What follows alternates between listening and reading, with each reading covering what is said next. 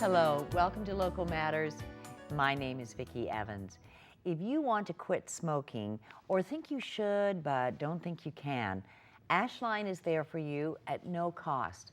We're going to learn about this life-saving service as we welcome Stephen Michael, and Stephen is the director of Ashline, the Arizona Smokers Helpline. So Stephen, thank you so much for being here. Thank you. So how did Ashline come to be, and exactly what is it?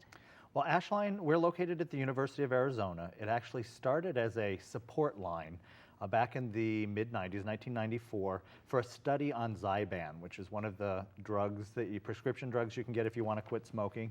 And then in 1997, when the state started receiving tax funds for tobacco taxes, they started paying for cessation services for the whole state. So we are a telephone-based cessation program for people who want to quit smoking, for anybody in the state of Arizona, located right here in Tucson. Okay, and let's talk a little, because you brought some great things here for us to you to really talk about and demonstrate just the dangers of smoking and tobacco product use. So where do you want to start?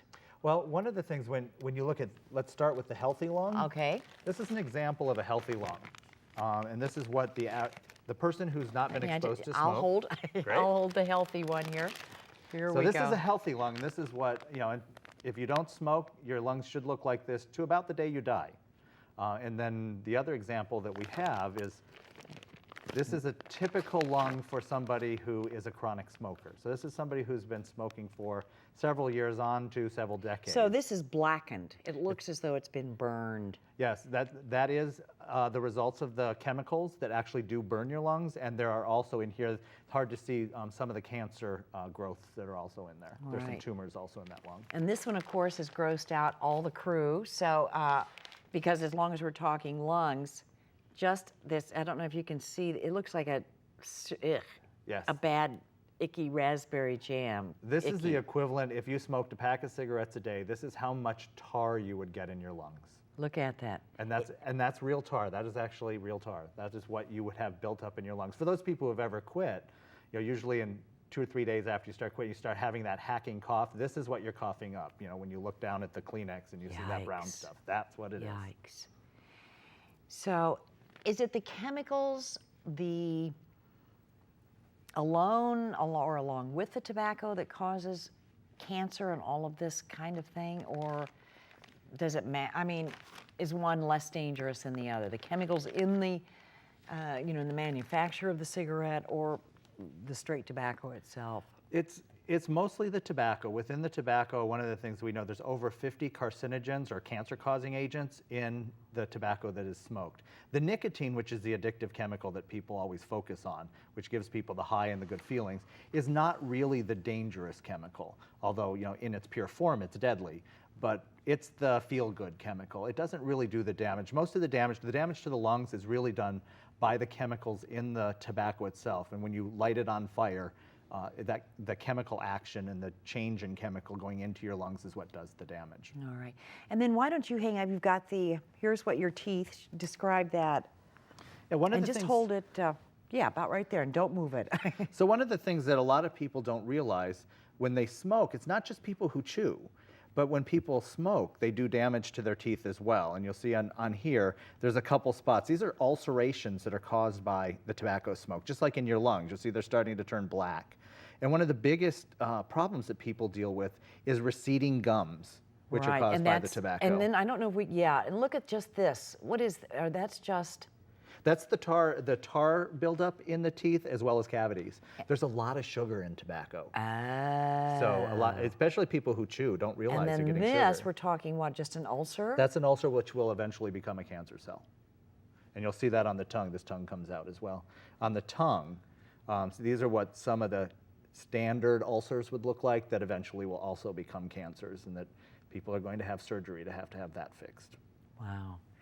Wow, wow, wow. It does a lot more damage, and these are things that people don't see unless you're really looking in the mirror every morning. People oftentimes miss these kind of things until it's too late. Right. Yikes. So, Ashline services are free. So let's talk about how that can be. It's one of the biggest mysteries for a lot of folks out there. They're amazed to find out that this service exists to begin with, and then to find out that it's actually free to everybody in the state of Arizona. Any person using tobacco, whether they're smoking, chewing, pipe smokers, cigar smokers, this is free to them, kind of after the fact, because they really have paid for it. Our services are paid for out of the tobacco taxes that are collected on every cigarette that's sold. Every bit of tobacco that's sold in the state of Arizona is taxed. And the nice thing is the voters of Arizona actually protected some of the money to make sure that some of the money goes towards treating people who want to quit and providing that support. So right now, it is completely free to anybody who wants to pick up the phone and call us. All right. Well, and as Stephen was just saying, this is a phone-based program, and we're going to show you what happens when you call Ashline. This is a rather an initial intake call, so let's take a look. Well, let me just give you a little bit of information about our program and what it is that we do here, and we'll see if it's something that you're willing to give a try, okay? Essentially, we are a quit smoking program. We offer a 12-week over-the-telephone coaching service, and what that means is we get you set up with a quit coach who helps you develop an individualized plan. First, identify the reasons why you want to smoke, and then we help you by giving you healthy alternatives to those. And then your quit coach will be calling you once weekly for a 3-month period, and just to give you that extra advice and support you might need to get quit, and then once you are quit, to stay quit. Okay, and then we also give you a 2-week supply of quit smoking medications, and those medications can include either patches, gum, or lozenges. If you're enrolled in a healthcare program through the state, such as Access, you might be eligible to receive even a 12-week supply of those medications through them. Does this sound like something you want to participate in? All right, so what we need to do to go ahead and get you enrolled in the program is I'm going to ask you some questions about your smoking history. There's also going to be some demographic questions as well as a health-related questionnaire, okay? That usually takes about 10 to 15 minutes to complete. All right, do you have time to do that right now? Okay. And if you'd like to contact Ashline, again, this is a very free service for all Arizonans who are smoking or chewing or using tobacco products. Ashline, 1-800-5566-222. That's 1-800-5566-222.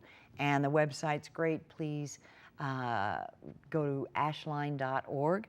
That's ashline.org. So I heard the young woman, an intake counselor, am I correct? Yes, that's correct. You know, ask about smoking history. You know, so what kinds of things do they want to know? The first thing we want to know when somebody calls in, because our service is over the phone and the coaching sessions that we do are about 10 to 15 minutes apiece, we know that everybody is at a different place when they call. So we like to take that 10 to 15 minutes and get some history about how you smoke, how long you've been smoking, what type of tobacco are you using, and then really look at some of the triggers that you have. What is it that you do with your cigarettes? Do you smoke first thing in the morning? Do you smoke with your coffee? Do you smoke in your car? So that we have a pretty good idea of where to start with you when you call in, because we know that everyone's in a different. Some people, this is the first time they've tried to quit. Some people, this is the 30th or 40th time they've tried to quit. So we know that people come in with different strengths, and some of them even have different goals. Some people want some help cutting down first. Some people just want to quit tomorrow. And you don't judge. You don't say, hey, you can't just cut down. You got to quit cold turkey. No, one of the things that we know is this is a process. Quitting tobacco it's an addictive process to start tobacco. And one of the things we know is people deal with it differently, and it's a process. The average person right now, it takes anywhere from 11 to 14 times before somebody can make it stick for a year. You know, so one of the things, we're not judgmental at all. We want people to stay with us. And we work with people on that very thing. It's like, if you slip up, we want you to stick with us, because we know that this is for some people, the hardest thing they're ever going to do is to give up, for some people, their best friend. This is who they turn to when they're stressed. When they don't have any friends around, I know when I have my cup of coffee, I've got my friend in this hand. Or when you do have friends, you know. Exactly. Right. You know, so it is one of the things we want to make sure we do with folks is make sure they understand that we're there to help them on this journey, and that it may take more than one time, and you may want to stick with us for a while. Right. Do in all ages, will you accept, teens to, adult women, men? Yeah, at this point, anybody who has the desire to pick up the phone and call us, we provide the services for. The only caveat we have is if you're under 18, we can't provide any kind of medication support. Okay, and you're talking, is this what you're considering when you talk medication support? One of the things that we do when you sign up for the program and you want to work with one of our coaches, we offer you the opportunity to get 2 weeks of one of the nicotine replacement products. Okay, so this, and I'm just going to whack, I'm not helping much there. I was going to try and get it so the light didn't shine off that tin foil. That's the lozenge. This is the lozenge. This is the newest of the nicotine replacement process. Just came out a few years ago. How does it work and how? This one people give us a skinny, how they effective really is it? tend to like this one because it's closer to smoking a cigarette, because you take this lozenge, you pop it in your mouth, either between your cheek and your gum or under your tongue, and you suck on it. And it lasts about as long as a cigarette would. Wow. So for a lot of folks, this one is a better replacement. The gum, which is probably the oldest one, this would be the gum. Right. The gum is the one that's been around the longest, since the 70s. And it's kind of a misnomer because you don't chew it like gum. It probably shouldn't be called gum because a lot of people pop it in their mouth and they start chewing on it. And then they end up with a nicotine high. And some people end up throwing up because they get so much nicotine. The gum, you're supposed to just bite it a couple times till you feel the little buzz on your tongue. And then you stick it in between your tooth and your gum so that the nicotine can slowly be released. And then when you need another hit, then you pop it out, you chew it a couple more times, stick it in between. But, some people, they just see gum and they start chewing on it. Right. And they give up quickly because they end up, it's like, oh, I get nauseous every time I chew that gum. It's like, well, you're not really supposed to chew it. Right. And then the third thing you've got there. And the third thing is the patch. This is probably the most popular because it takes the least work. You smack one of these on every day, and then you don't have to think about it again until the next day. And the nice thing about the patch is it's up to you where you put it. These are called transdermal patches, which means they need to go on your skin somewhere.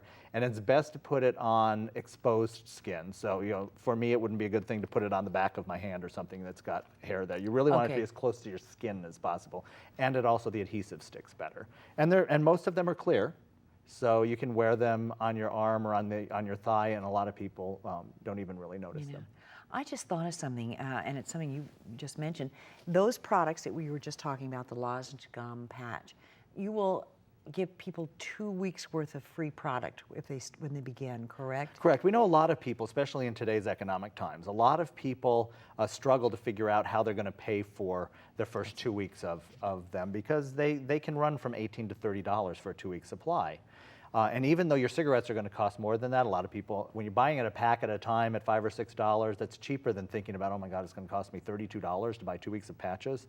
So we like to provide them with the first 2 weeks, and then they work with their coach to really set up a plan to save the money they would spend on cigarettes to buy the rest if they want more than that. Right.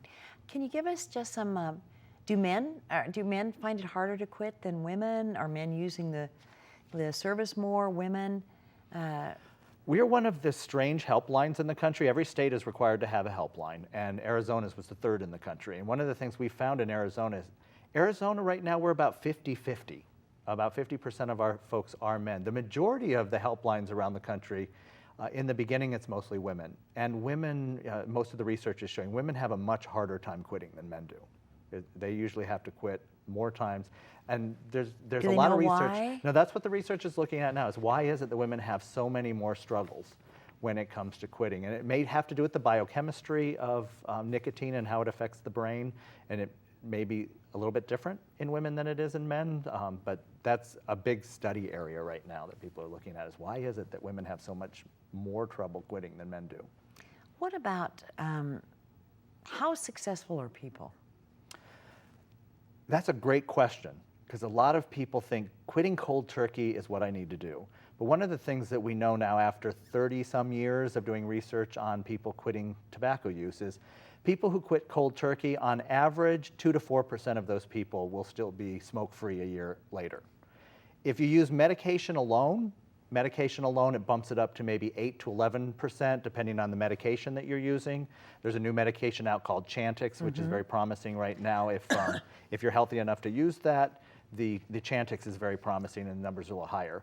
When you add coaching in with the medications, and almost all the manufacturers will tell you, if you're going to use medication, you should also be getting behavioral support or some kind of coaching or some kind of support from people, because then you double your chances. So if you're using medications, especially in the first 30 days when you're going through those withdrawals, and then you're going to add having some kind of coach or support group to work with you, you're looking at, on average, anywhere from 18 to 24% of people can make it a year.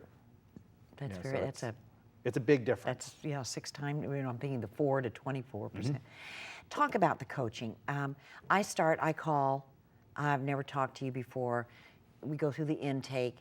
Then how do I utilize you? I hang up, I'm ready to go, come and get my free supplies.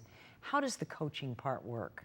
Yeah, after you complete the enrollment, what we do is we take the enrollment packet that you filled out. That's assigned to the clinical team, is what we call it. They're the folks who are going to do the coaching. Assign you to somebody they think you're going to work well with.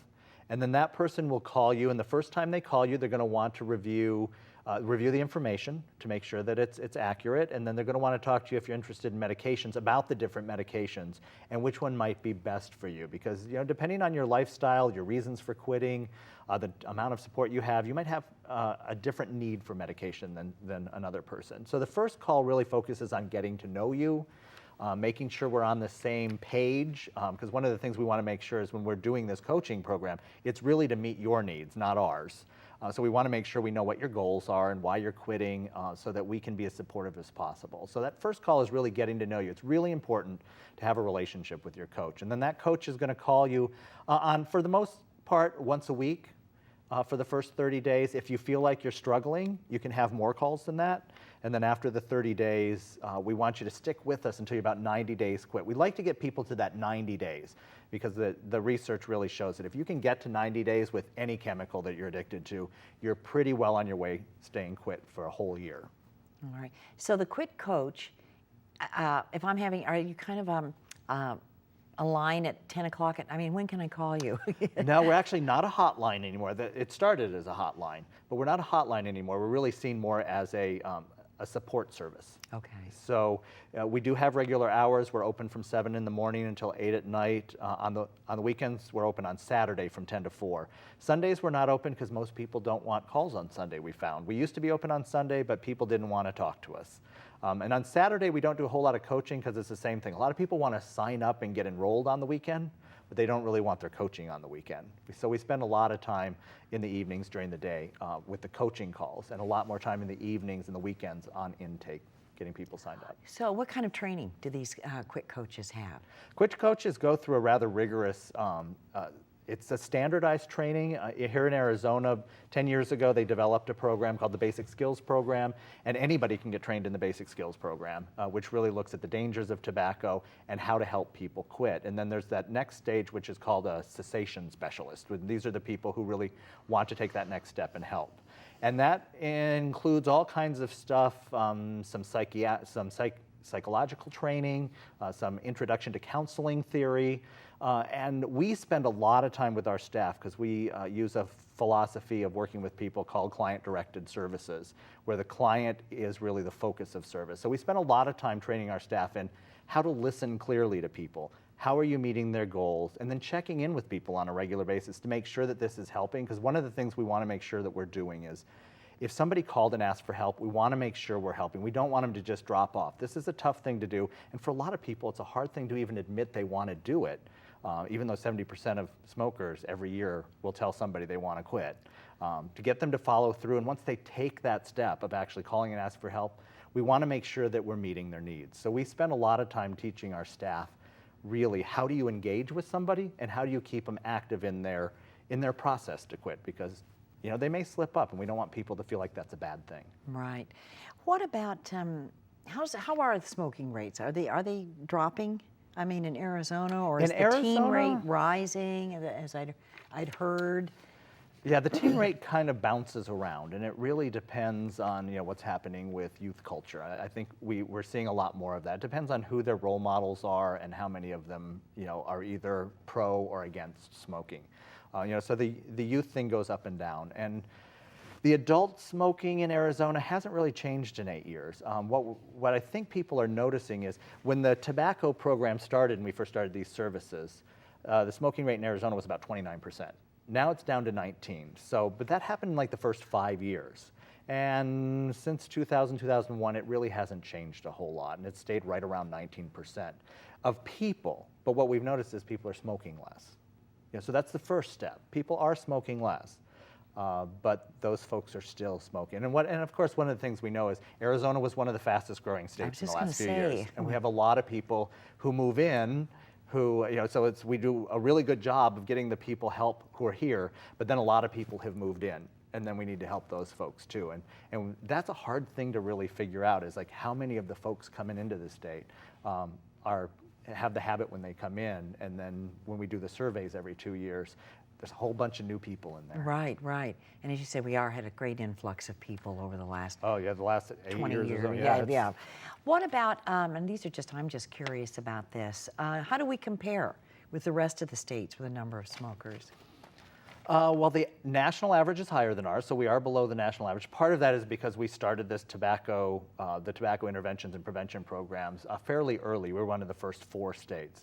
It was California, Arizona, Florida, and Massachusetts were the first 4 states to really start charging for tobacco taxes and putting that money towards efforts to get people to either quit or not even start. So we were ahead of the game. So we're below the average. But not as well as we'd love to be where Utah is below 10%, but Utah's kind different of like the culture there. Yeah, very different. Really, that says a lot. Yes, it does. We've talked about what the quit coach, the training of the quit coach, and I was looking at your website and I noticed a to-do list. Yes. So let's talk about that. These are some kind of self-help things that the coach might say to me if I wanted to quit, right? Yeah, once you enroll, we send what we call a quit packet. And in there is a workbook with some exercises. And then we also have the personal guide, which is a smaller version. It's all the exercises in the book without all the words. It's just the exercises. And you can fold that up and stick it in your pocket. Because over time, we've discovered some certain things that almost everybody will do when it's time to quit. And one of them is really doing their to-do list. What can I do instead of smoking? And that's probably one of the first things we work on, is getting people prepared. So these I've heard these before, but they really work, huh? Yes, they do. Just read a couple there. It's like one is take a walk, right? Both of us don't have our glasses on. Yeah, I don't have my glasses on. Drink a glass of water. Right.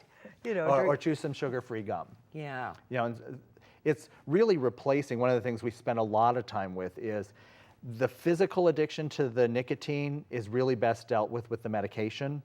But the behavioral addiction piece, those what we call the habits that people have, smoking with my coffee, smoking when I'm on the phone, smoking every time I start the car, those are the harder things to deal with because you need to replace them with something. Because people do them for a reason. And a lot of times it's feel-good things. It starts as a feel-good thing when I'm socializing with my friends and I have a drink. Before I know it, I have a cigarette in my hand and I don't even know where it came from. Those are the things we try to prepare people for, and you need to replace them with something that is still going to be feel good. You just said the actual nicotine addiction, or the addiction to the tobacco, the physical addiction. When does that actually leave? Depending on and it's really individual for people, depending on the makeup of your body. For some people, the average person, probably somewhere a week to 2 weeks for the average person. So not really that long. No, to get the nicotine out of your system doesn't take so long. But depending on where the nicotine hides, because nicotine is really good at hiding in fat cells and stuff. So one of the things we often do is encourage people to exercise when they quit as well, to clean their lungs out, get their blood moving, get some of that positive high that you'd get from the nicotine. But it also it triggers your body to get rid of fat cells, which may be holding on to nicotine. So 3 or 4 weeks into this, you may be melting away some fat, and boom, all of a sudden you're having this horrible craving for a cigarette. So those are some of the things we like to warn people about. It's like exercise is a great thing, but you need to be aware that while you're exercising, you may also trigger some. That's very interesting. Some interesting cravings. Right. So once again, we're joined with Stephen Michael, Director of Ashline. We'd like you to have this information. So if you'd like to call, or you know of someone perhaps you'd like to be able to help, pardon me, it's Ashline, 1-800-5566-222. That's 1-800-5566-222. 222. And again, the website is ashline.org. That's ashline.org. And to wrap it up, we only have a couple minutes left. How can someone be supportive of someone who wants to smoke? One of the things we want folks, a lot of people don't know that when they want to be supportive, sometimes they're not really all that supportive. And we always ask people, when you're ready to help somebody quit, watch out for things that could become nagging. And the easiest way to figure out what that is ask the person who's quitting what they need from you to be supportive. Because I might think it's helpful for me. I know you have this plan of action, you're working with a coach. So I'm thinking it'll be helpful to constantly remind you, did you call your coach? Did you clean out your ashtrays? Have you gotten your car detailed? Without realizing, I've just quit smoking and I'm a little edgy. The last thing I want you to do is picking at me about my plan. So it's really important for folks when they want to help somebody quit to ask the person, what would be the best way for me to help you? And believe it or not, the person who's quitting has some good suggestions. Right. And how difficult? Why is it so difficult? More difficult for some than others? A lot of it has to do with the chemistry. Nicotine actually creates some receptors in your brain. It's one of the few chemicals that actually changes the chemistry of your brain. And those nicotine receptors, depending on the person, the number of them that you get in your brain varies. And those receptors will never go away, and they're constantly going to be asking for food. And the food is nicotine. All right. So, but you can learn to do without this particular morsel in your diet. You can learn to do without nicotine. You can quit smoking. Ashline, thank you so much. Very much, Vicki. Stephen. We're done. That was Thank you. great.